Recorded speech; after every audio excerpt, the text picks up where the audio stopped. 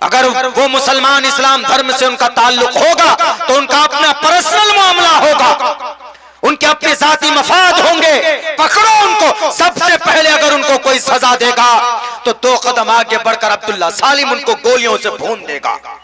इसीलिए कि भारत के अंदर किसी मुसलमान तो दूर की बात है, किसी हिंदू को, किसी प्राणी को तकलीफ देने की परमिशन इस्लाम में नहीं है, जायज नहीं।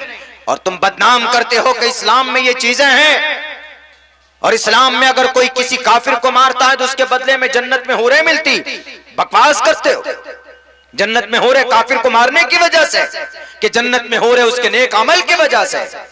वनहन नफ्सानिल हवा फइन्नल जन्नत हियल मअवा वहुरुन ईन कमसालिल लुअलिल मकनून जज़ाम बिमा कानू यामलून। उसके अमल की वजह से उसको हूरें दी जाएंगी कल क़यामत में, किसी हिंदू को मारने की वजह से नहीं।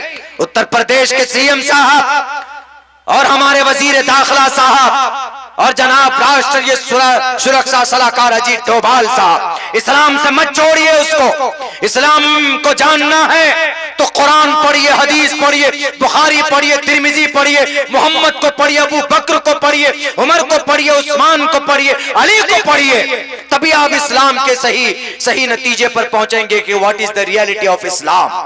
अरे जंगे बद्र के कैदियों को जब नहीं मारा गया, बल्कि जंगे बद्र में एक मौके पर अल्लाह के नबी अलैहिस्सलाम के एक चचा, उनके पैर में बेड़ी डालकर उनको रखा गया था। उनके रात में आवाज आ रही थी चीखने की, उनको दर्द हो रहा था, तो नबी पाक अलैहिस्सलाम सोए नहीं पूरी रात उनके चीखने की वजह से। किसी ने कहा कि अल्लाह के नबी, ये तो वो लोग थे जिन्होंने आप पर जुल्म किया, आप पर ओजड़ियां डाली, आपके रास्ते में बिछाए, ये वो लोग थे ना कि मासूम बच्चों को भी नहीं छोड़ा इन्होंने।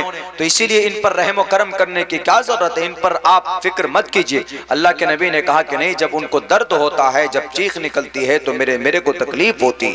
मैं नहीं चाहता कि किसी को तकलीफ पहुंचे।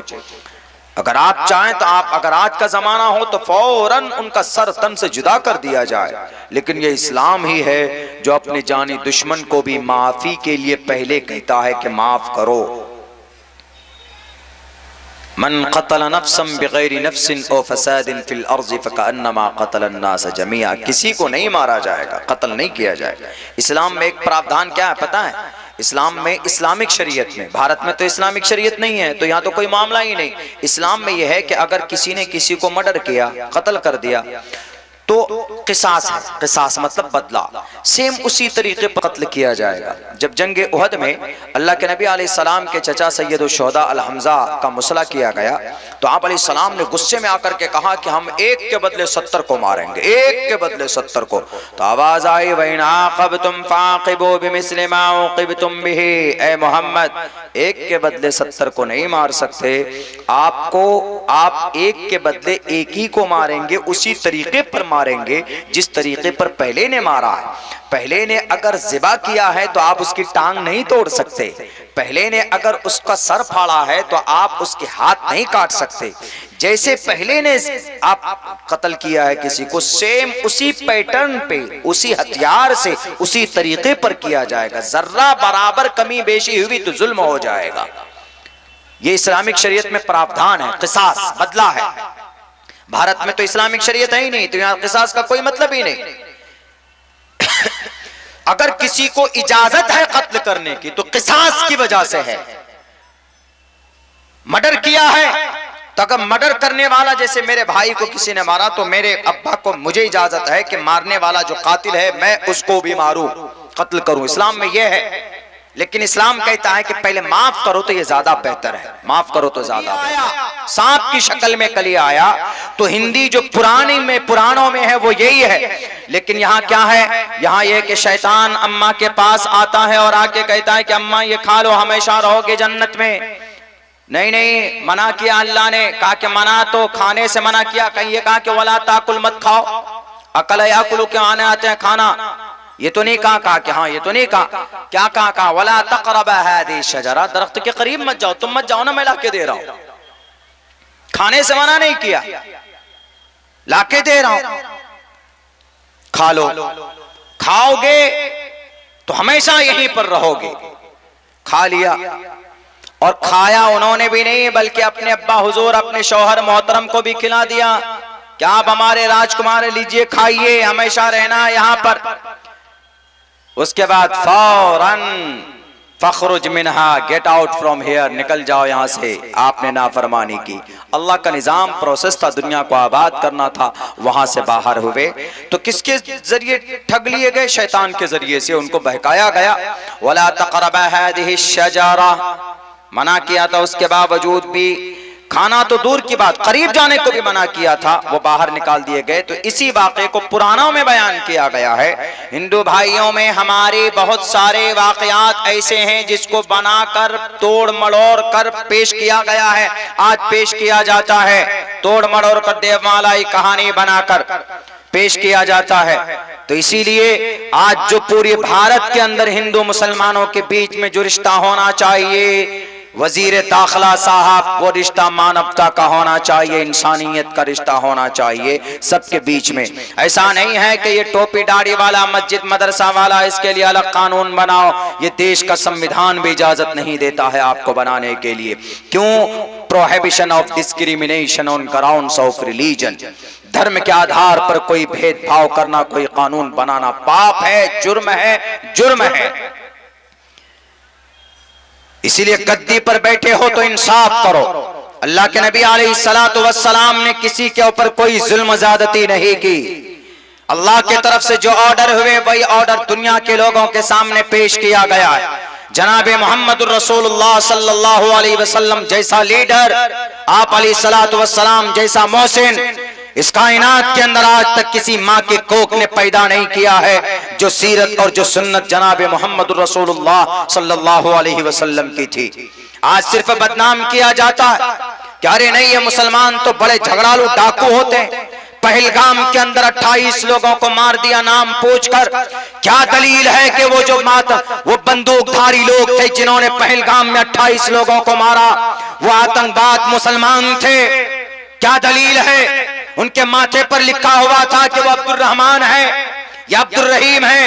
वो भारत के मुसलमानों के तई हिंदू के बीच में नफरत फैलाने के लिए उन्होंने नाम पूछ पूछ कर मारा। इस्लाम किसी मुसलमान को देखकर नहीं पहचाना जाएगा। क्या कुरान में लिखा है कि किसी का कत्ल करो? हदीस में लिखा है किसी का कत्ल करो? अरे अल्लाह के नबी की हदीस में जब ये बात है, सच्चा मुसलमान वही है जिसकी जुबान से, जिसके मुंह से, जिसके हाथ से किसी दूसरे को तकलीफ नहीं पहुंचना चाहिए। अल मुस्लिमु मन सलिम अल मुस्लिमून मिन लिसानिही व यदिही। दूसरी हदीस में अल्लाह के नबी फरमाते हैं कि ला यदखुलुल जन्नत मन ला यअमनु जारहु बवाइक़हु। अगर आपसे आपका पड़ोसी अगर परेशान है तो आप भले ही नमाज पढ़ते हो, मरने के बाद आप जन्नत नहीं जा सकते। जिस नबी का ये पैगाम हो कि लोगों को जुबान से तकलीफ देने के लिए मना कर रहा हो, क्या वो नाम पूछकर गोली चलाने की परमिशन दे सकता? अगर गोली चलाई जाती तो सबसे पहले मैदान बद्र में 313 ने 70 काफिरों को पकड़ कर लाए थे और सबके गले के ऊपर तलवार चलाई जाती। हजरत उमर ने कहा भी था कि अल्लाह के नबी, ये जो 70 कैदी लाए गए हैं, इनमें से हर एक का रिश्तेदार उसको ज़िबा करेगा, नजरों के सामने में उसका कत्ल करेगा। हालांकि जंगी कानून के एतबार से ये जायज है, किया जा सकता था, लेकिन हजरत अबू बकर सिद्दीक रजी अल्लाह ताला अन्हु ने कहा कि अल्लाह के नबी, ये फैसला कुछ मुझे हजम नहीं हो रहा है, आप ऐसा करें, अगर इनके लिए ये एक फिदिया जिजिया तय कर दें तो उनके लिए ज्यादा बेहतर होगा।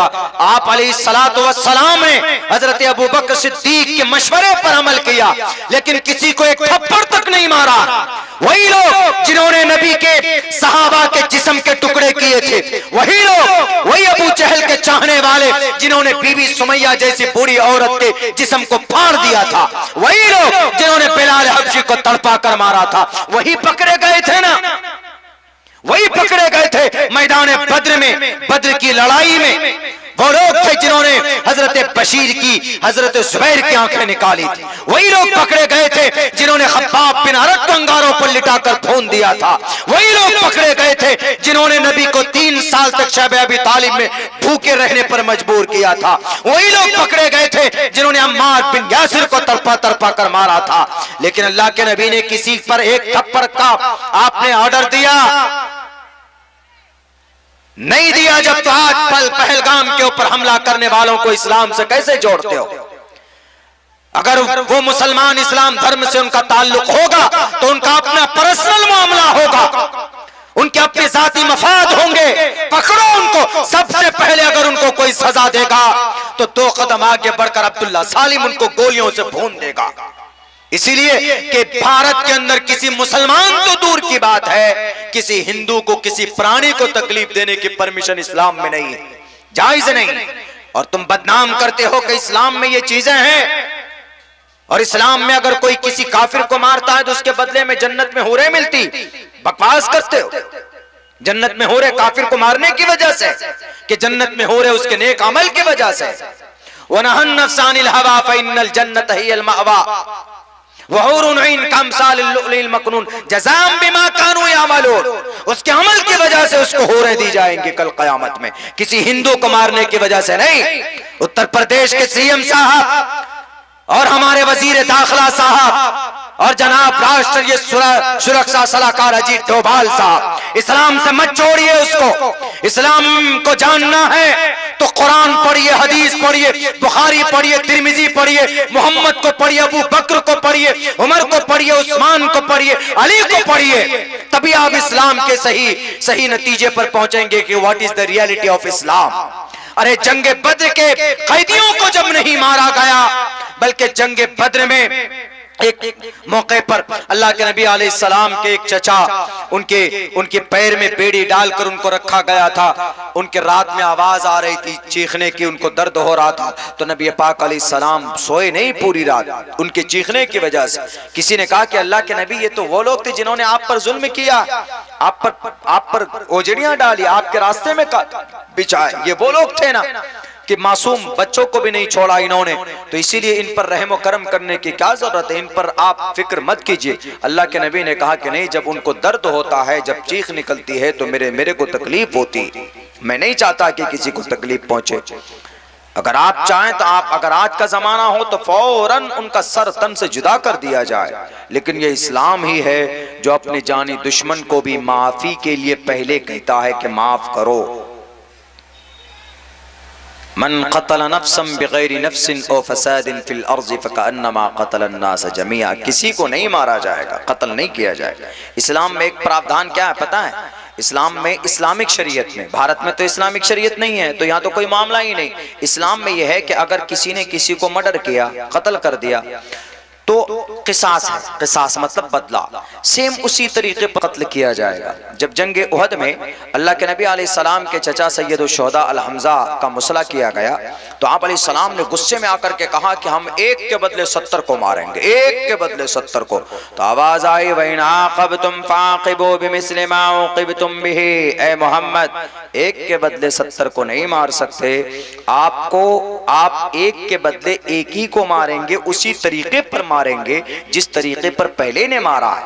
पहले ने अगर ज़िबा किया है तो आप उसकी टांग नहीं तोड़ सकते, पहले ने अगर उसका सर फाड़ा है तो आप उसके हाथ नहीं काट सकते।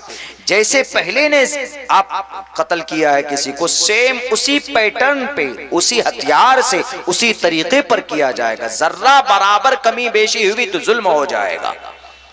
ये इस्लामिक शरीयत में प्रावधान है, किसास, बदला है। भारत में तो इस्लामिक शरीयत है ही नहीं, तो यहाँ किसास का कोई मतलब ही नहीं। अगर किसी को इजाजत है कत्ल करने की तो किसास की वजह से है। मर्डर किया है तो अगर मर्डर करने वाला, जैसे मेरे भाई को किसी ने मारा तो मेरे अब्बा को, मुझे इजाजत है कि मारने वाला जो कातिल है मैं उसको भी मारूं, कत्ल करूं, इस्लाम में यह है।